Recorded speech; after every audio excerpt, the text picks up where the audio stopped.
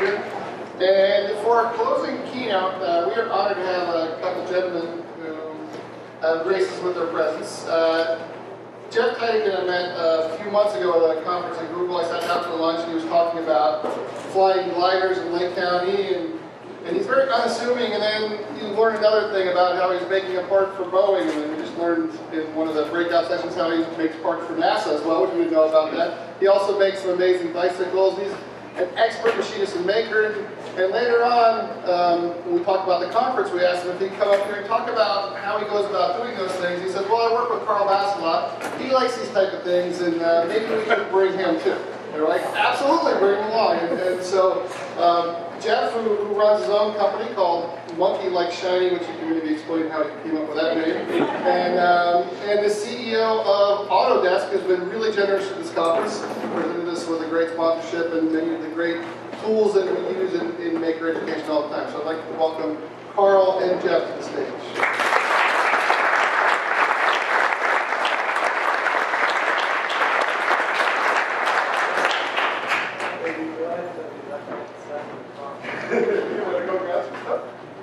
We'll grab a jury. So you have to come back and take a look. We brought a bunch of stuff, but we were prepared to still in the car.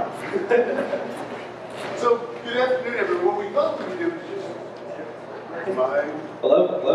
Hello?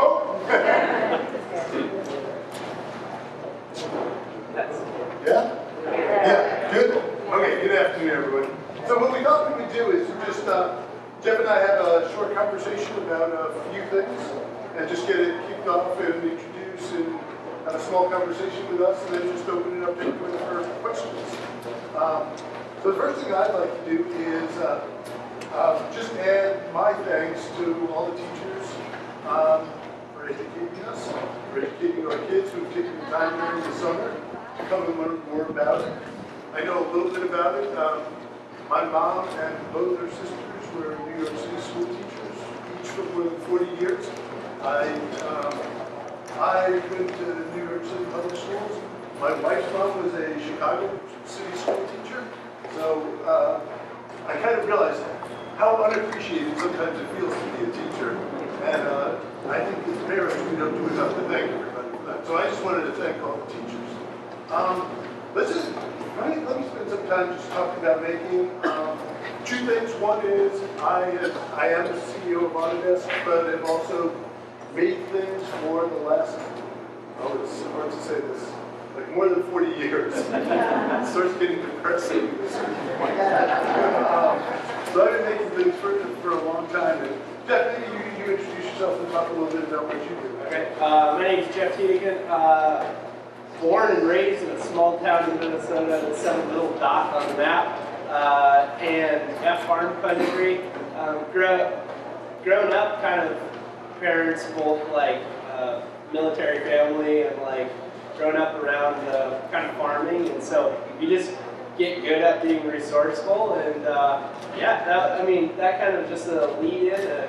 Spent a lot of my childhood at the Science Museum of Minnesota, which happened to kind of lead into later where now Exploratorium. So I've been an exhibit developer for the Exploratorium for about 6 years now, and probably the best job ever.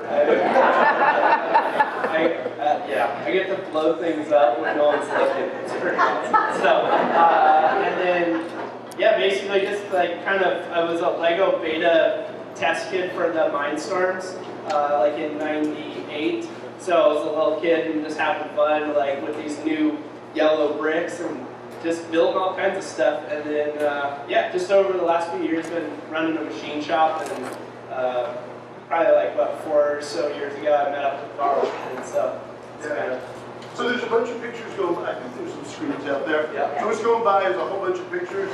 I see some stuff of Jeff and I. That's you welding. That's me welding. That's our shop together, and there's just a bunch of images of stuff we built together or built separately. Yeah. Some collaboration, some things we've done with others. There's Jeff's usual pose. So one of the things I just wanted to talk about is, well, maybe one of the things you can talk about is how did you learn how to make stuff? We both learned how to make things, but we did it 4 decades apart. Yeah. And I would say it's an ongoing education. I think both of us continue to learn every day. But Pat, what was your introduction to learning? So, my dad worked in a power plant. After he got back from Vietnam, like, he worked at a power plant. And so I grew up my whole life in, like, this maze of piping.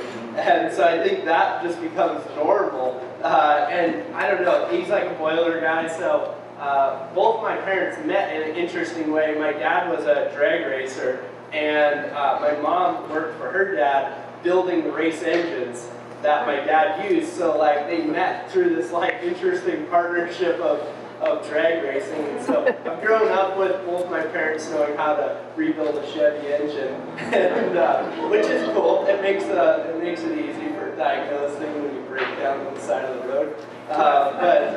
Yeah, I mean, just kind of like learning by just watching by example, I think is a great one.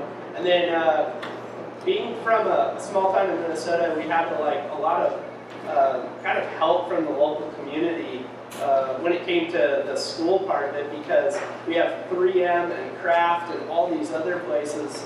And what they did is they really wanted to push the shop class in our high schools and junior highs to kind of get people in the idea of working maybe in that community as a tool and die maker for doing the 3M products and stuff like that. So you had a lot of hand-me-down stuff, which was kind of a neat thing to learn on.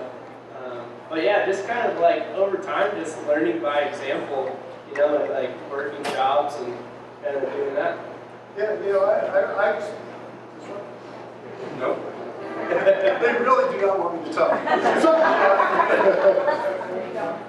Okay, we're up to number 3. No. Yes. You want this? Yes. No. Pass it back. Yeah. No, I think that. So one of the things that's kind of interesting is I was reflecting and I was talking to someone there about how I learned to make things, and I'm thrilled to see this reemergence of hands-on making and just-in-time learning coming back to the school. I was reflecting on, when I first started to learn how to make things, it was like a trip to the public library, find a book, generally it'd be like a Boy Scout book.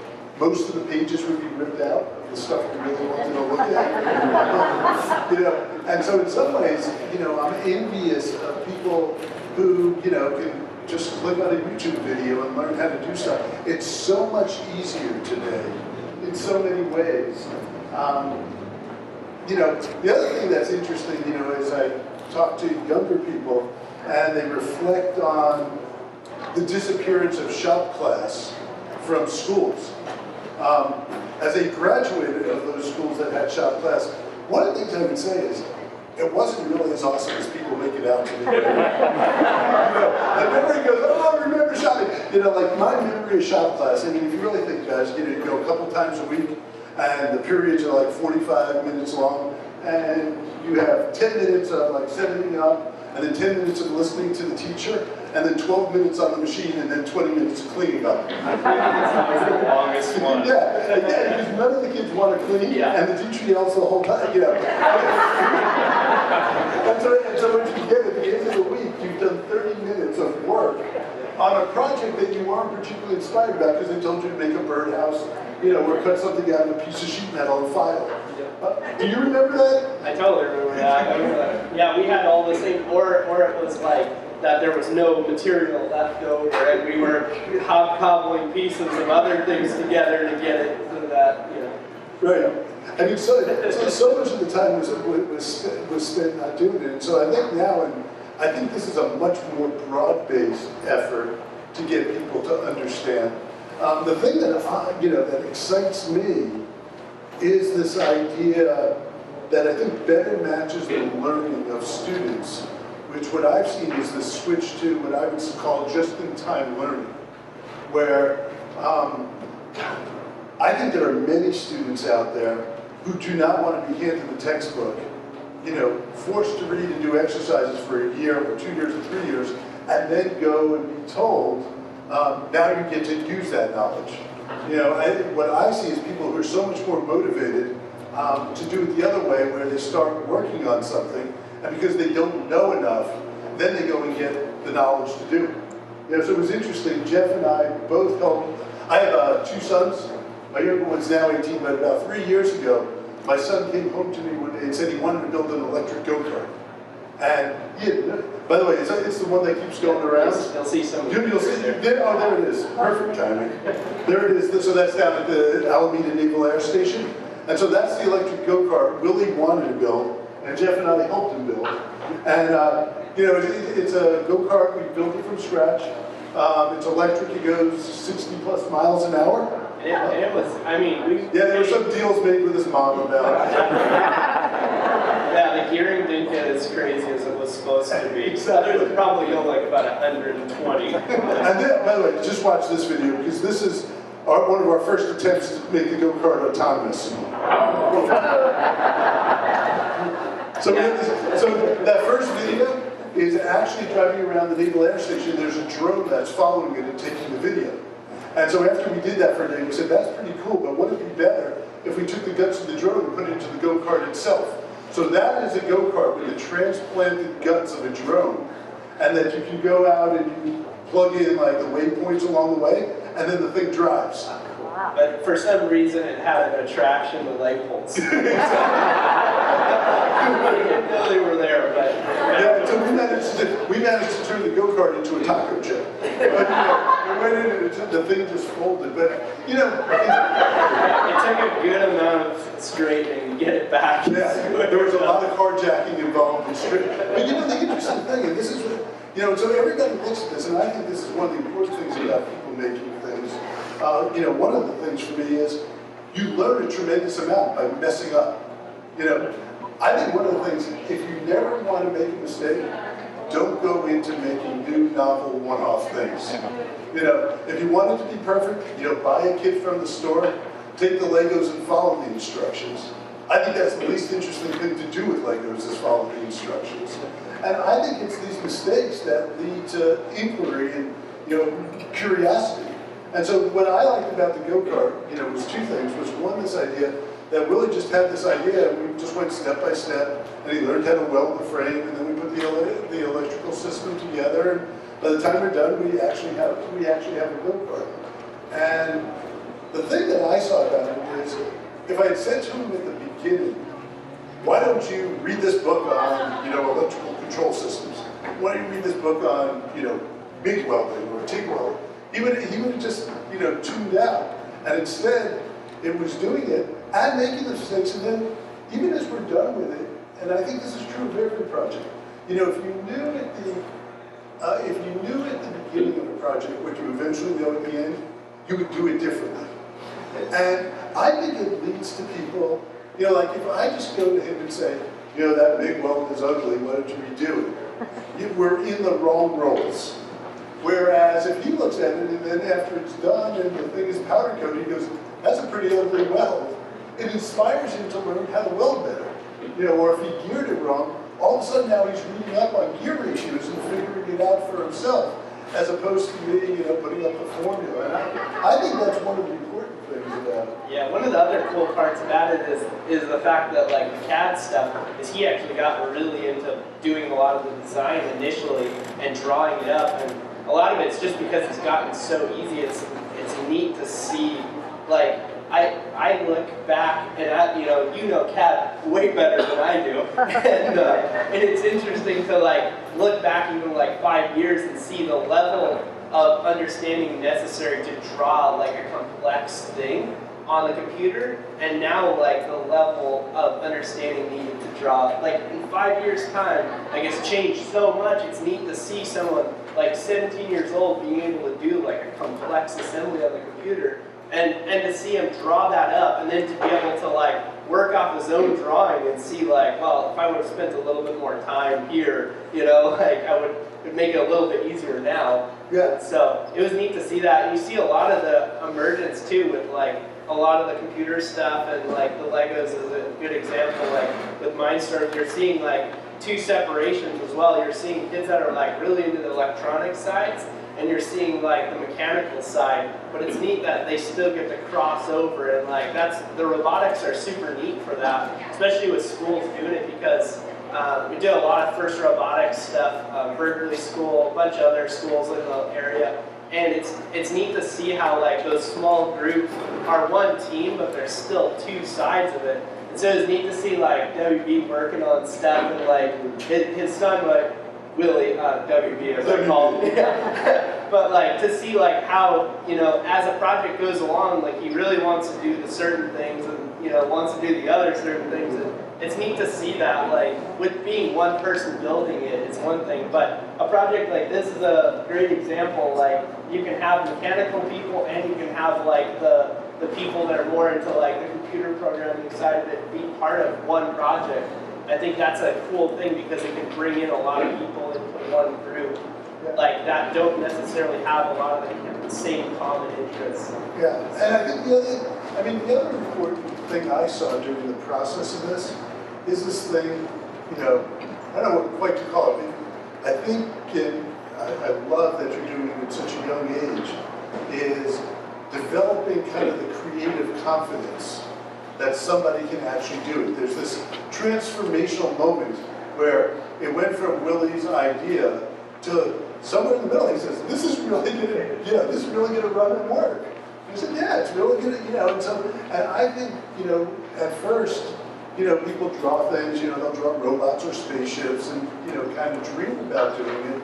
But I think we're in an age where it's really possible to make many, if not most of these things, and, you know, enabling them to do it. And, you know, the really important thing about starting at a young age, you know, is before young people get the idea that I'm not good at math or I'm not good at science or I can't do this, they've already developed a sense of I can have an idea, I can imagine something, and next thing I know, I have the physical thing right in front of me. And I think that's the incredible accomplishment.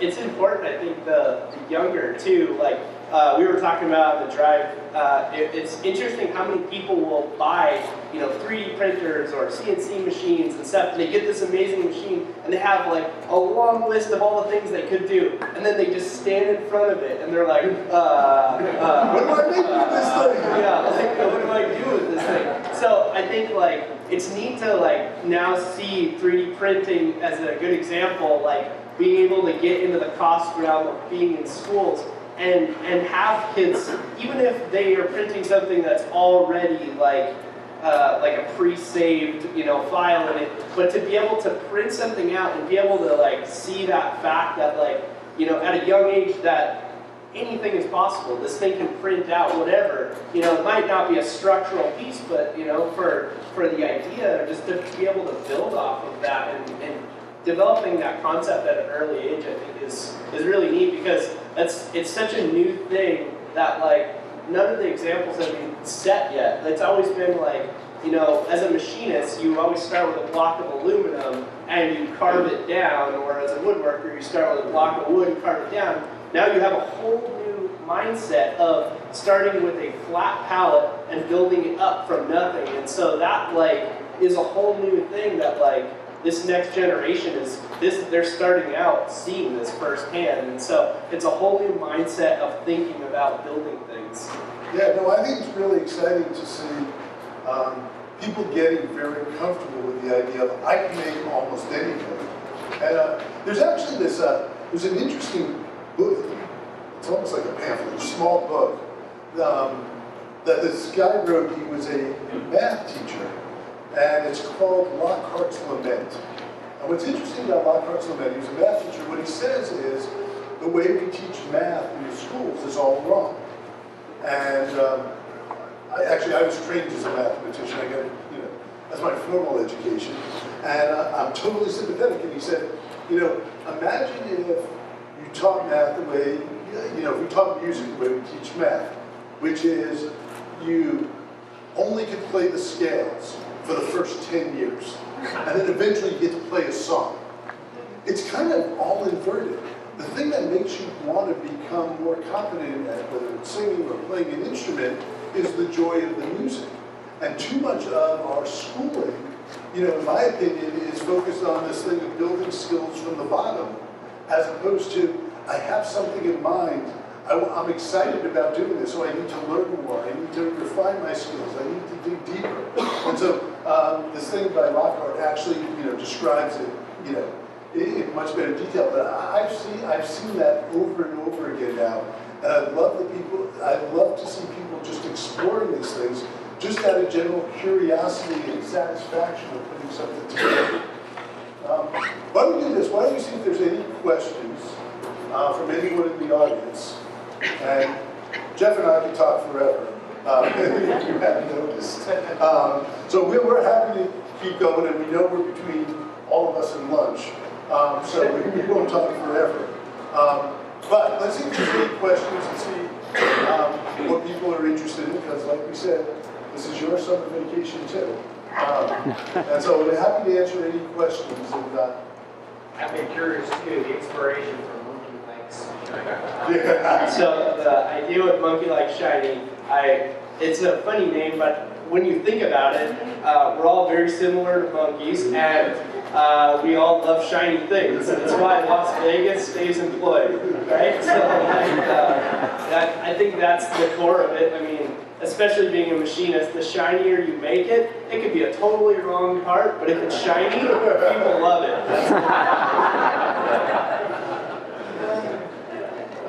Let's see if there's any other questions. Here's one. I don't have a question as much as a way to thank you for all you've done for software access for students. Oh, sure.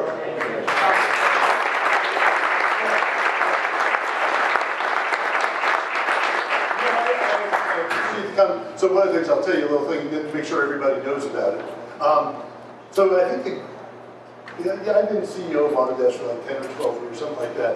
And I think my greatest accomplishment was taking a $100 million business and turning it into zero. The $100 million business came from charging students in schools for software. So for people who don't know, let me just give you a thing. About 2 or 3 years ago, what we decided to do is make all of our software free to students and faculty and educators around the world. So any piece of software you want. For those who don't know about it, you just have to go to students.autodesk.com, right? That's it? Yeah. That's right. You got it? Yeah. You just go to students.autodesk.com and you can download whatever you want. And it doesn't require an .edu email address or anything. Matter of fact, when I need software, that's where I go. But so we made everything available. The two other pieces of software I just tell you about, if you don't know, you can see it back there. One is Tinkercad. How many people are familiar with Tinkercad? Awesome. Nice. I think that's a great intro for kids, who just want to understand how do you start representing and modeling things on the computer. And then I'd say, the graduate program for Tinkercad is Fusion, and to move into thing. And so, for example, like when Willie modeled the go-kart, he has a complete working model of the go-kart in Fusion, including, figuring out crazy things like the acting steering and stuff like that. Doing color choices. He spent like 3 days just rendering these fancy images in bright blue and green, whatever. And at the end, when we got to powder, he went for black. So maybe it helped his choice. I'm not sure, but it's a very stealthy, fast go-kart. There's. When you are working with kids and or students and the questions come up and you have no idea, is there a resource that you can tell them? Yeah. So when I think the best resource these days, I am a YouTube fan. I think, as a matter of fact, it was interesting. So Autodesk is a company that makes kind of engineering software. We spend millions of dollars a year putting together training materials and doing all kinds of stuff to train people. When we go and survey our customers and ask how they learn, it's YouTube videos. YouTube University. Yes, it is. It's YouTube University. And we probably, of like most products out there, of the ones on YouTube about a particular product that we make, I'd say maybe 20% come from us. 80% comes from the community of users who put it out there. So I think a couple places. YouTube is an awesome place. And the quality varies, and but most of the answers are there. For every product we have, there are forums. where you can just go online and, type in questions and other people in the community, answer it. We have a number of things where we have curriculum around this, because that's one of the other questions we get. The other thing, that I would encourage, because I think this is true in the maker community, you guys can yell at me at the barbecue, but I think one of the things that the maker community is very good at is, I don't think as the instructor, the teacher, you need to know all the answers. I mean, I think this can be a joint exploration of, figuring it out with your students. And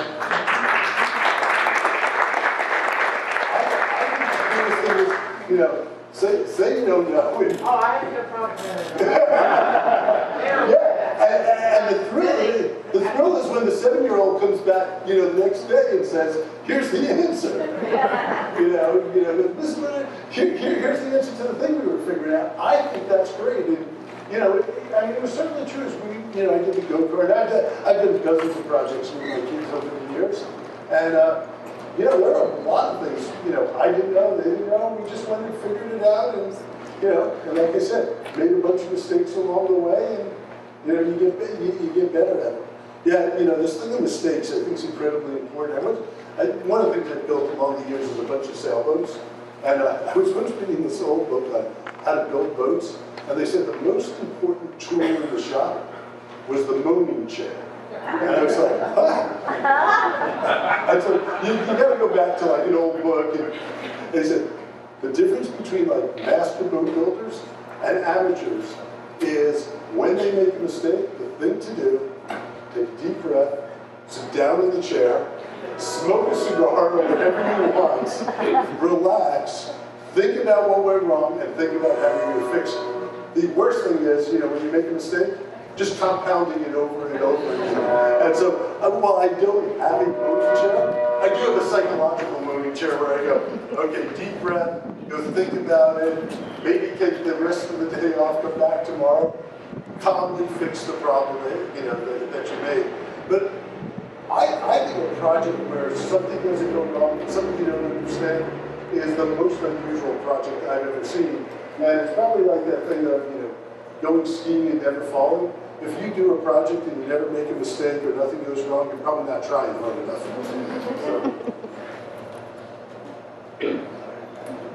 So, I don't want this to be taken the wrong way. I super appreciate what Autodesk has done. And, one of the things that's been bothering me as somebody who produces tools, tutorials, and resources in the maker movement is how we continue to address the gender gap. I think that our prompts and the prevailing culture is very male-dominated. And can you talk about where you guys are at with that? Yeah, so, okay, don't take this the wrong way in response. I don't think the problem is solved, but I'm actually very encouraged. So I'll tell you a couple things. So one of the things, particularly in high tech, there is this question of diversity, gender diversity comes to the top of the list. So one of the things that, gives me great pride, but I still say with the problems not solved, this is the first year Autodesk will hire more women than men.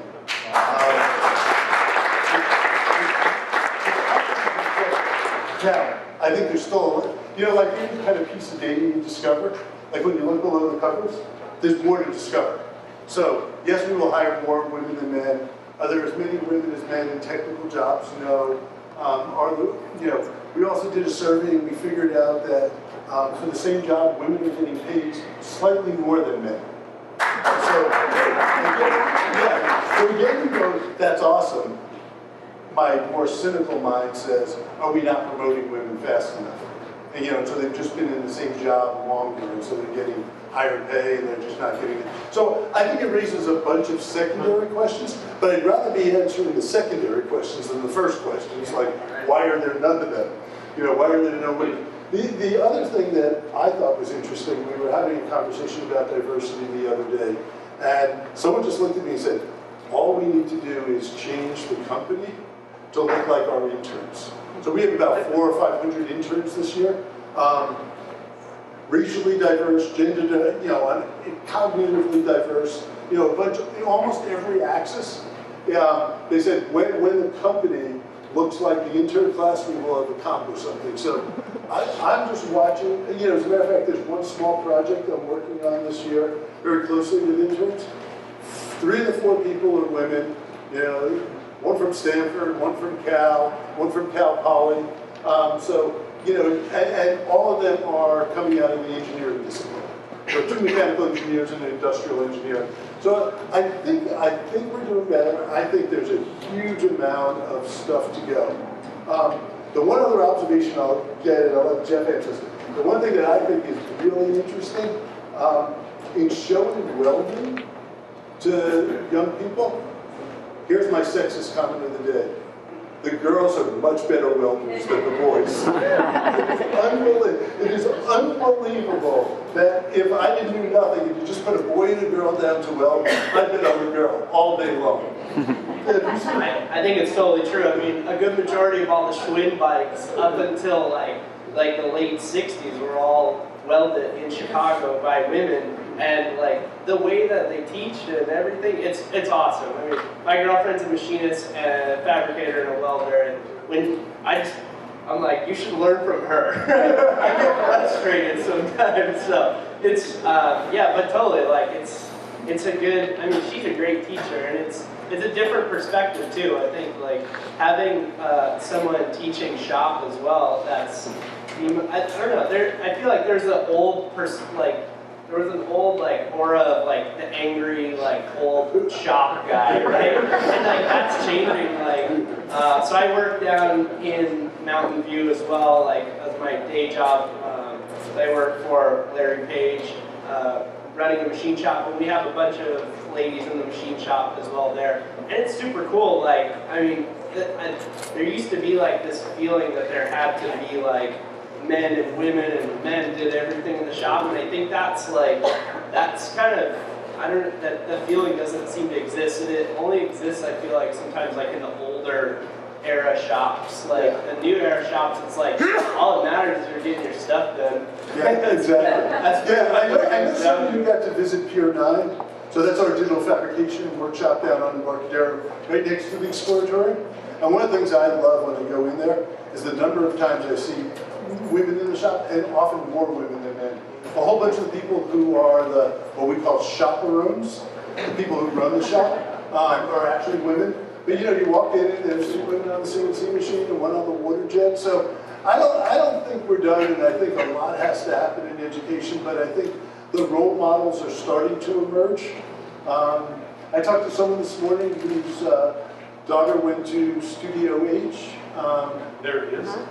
Which is this really interesting program. My friend Emily Colligan has been running in the Berkeley, well, during the school year, it's in the Berkeley Public Schools, and then she runs a summer program that is a design build workshop for, you know, for young girls.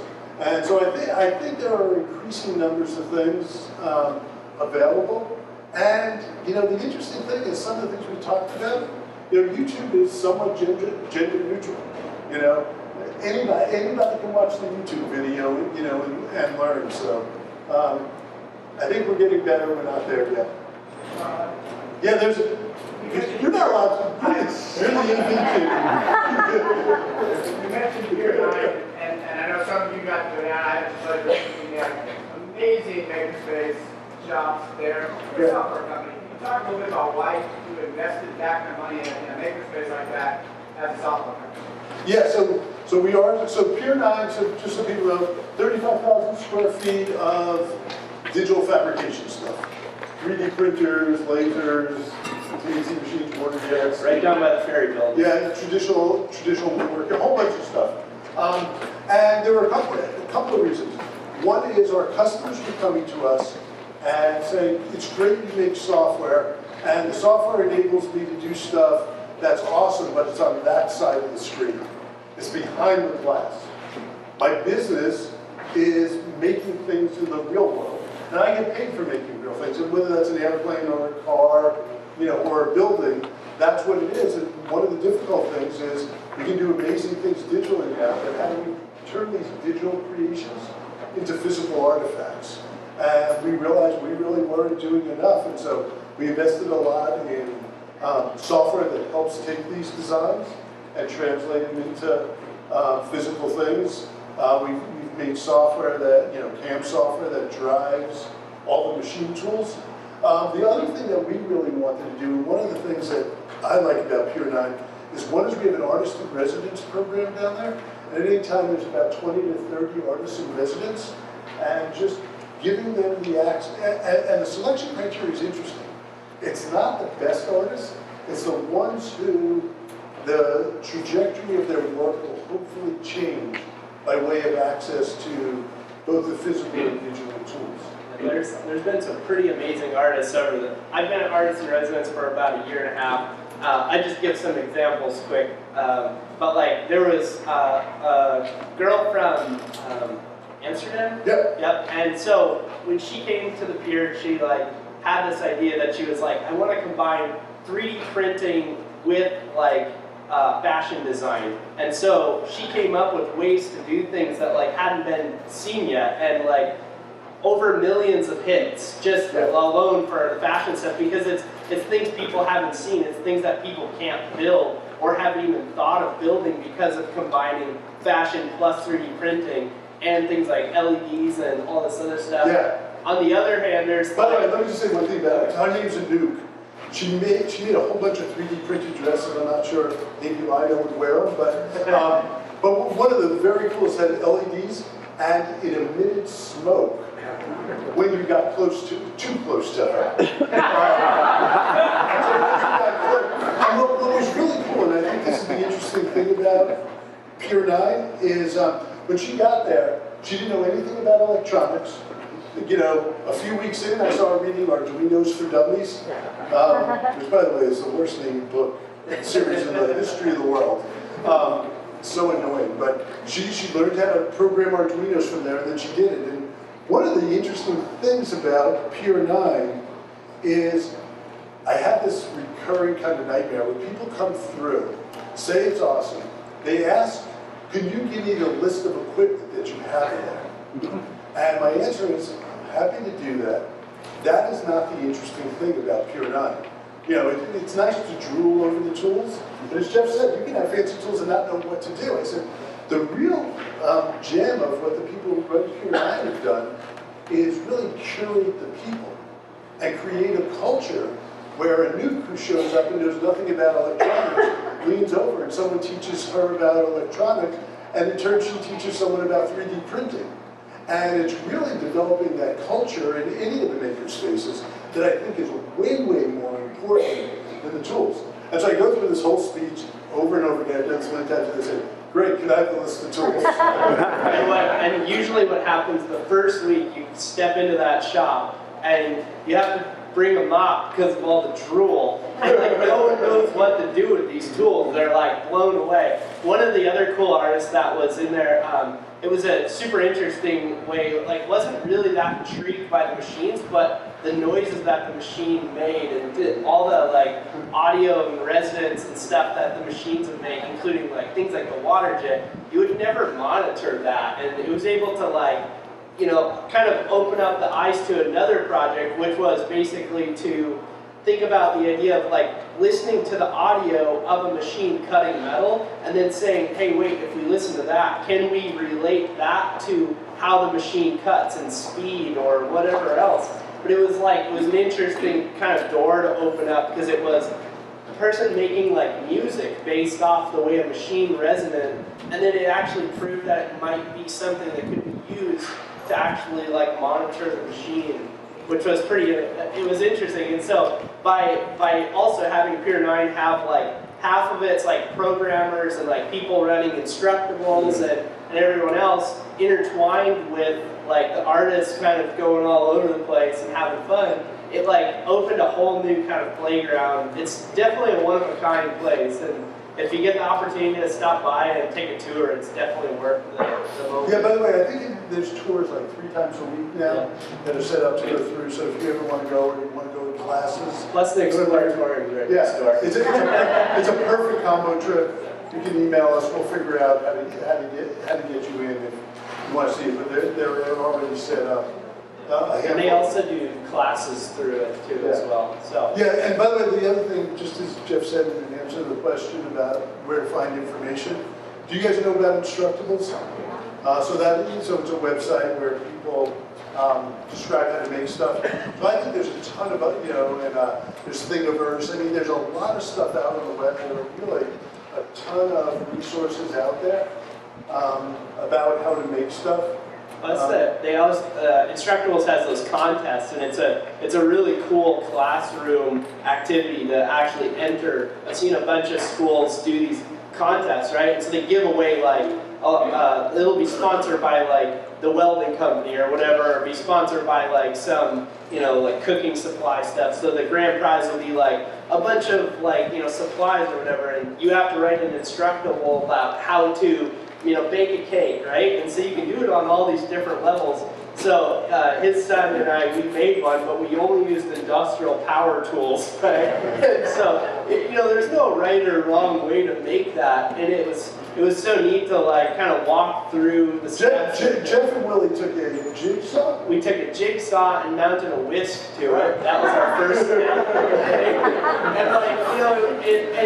And we needed a little bit of a metal shop to do it, but I think also like, entering a contest like that is also a super neat like classroom activity, because there's really no right or wrong way to do it, right? Like it could not even turn out like a cake at the end, right? But like you can still enter the contest, and it was just cool. It was just a fun project, and so I think that's one thing to always think about too. Is like there's all those going. Plus you can win some cool stuff in the classroom.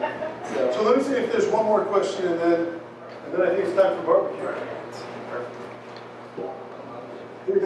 Yeah, again, it's starting to put out to teaching how to use the IVF software besides YouTube. Is there ways to learn how to use audio? They're instructions, right? Yeah. And they also teach you how to use IVF. Yeah, so there's Instructables that has a bunch of information. There's YouTube. There's also lots of the help add, the classic like inner program drop down help menus. Right. They've gotten so like they're actually becoming more animated. So yeah, one of the other things we did inside our software is we made a way to do a video recording of the software, so it will record what's happening on the screen as well as all the mouse or keyboard clicks, and it'll then self-publish it. Yeah, so you can send it as an email. So you can send it, so if someone asks you a question, oh, that's really cool, the thing you made, how did you do it? You can actually record the steps and just send it to somebody else, and they can watch it. The other thing I'd say is, I think more for inspiration than for instruction.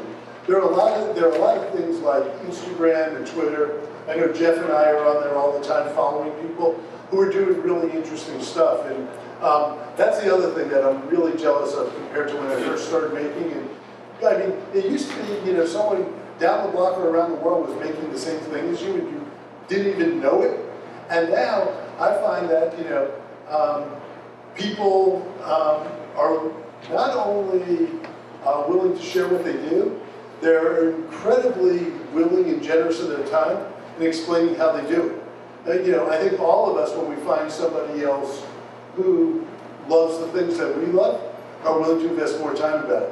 I know, one of the miserable things about my job is I get 500 emails a day, and most of them have. I sometimes will be at the shop and I have to listen to it ding, ding, ding, ding, all day. It's like 500 and 490, 90 are really not that important. But the one thing I will say, if I get one from Instructables saying some user asked me a question, that's always the first one I answer. and I think that goes to this thing of we all like to talk about the things we love to do.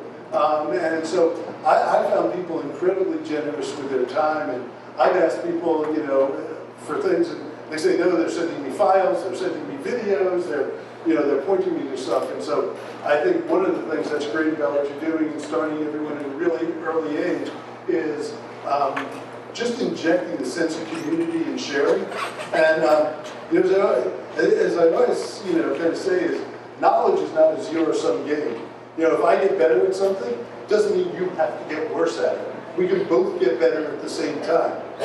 And so I think the more we can share and, sort of inject that early on, I think the stronger the whole sense of, just-in-time learning in the maker community will be. Cool, that was awesome. Okay.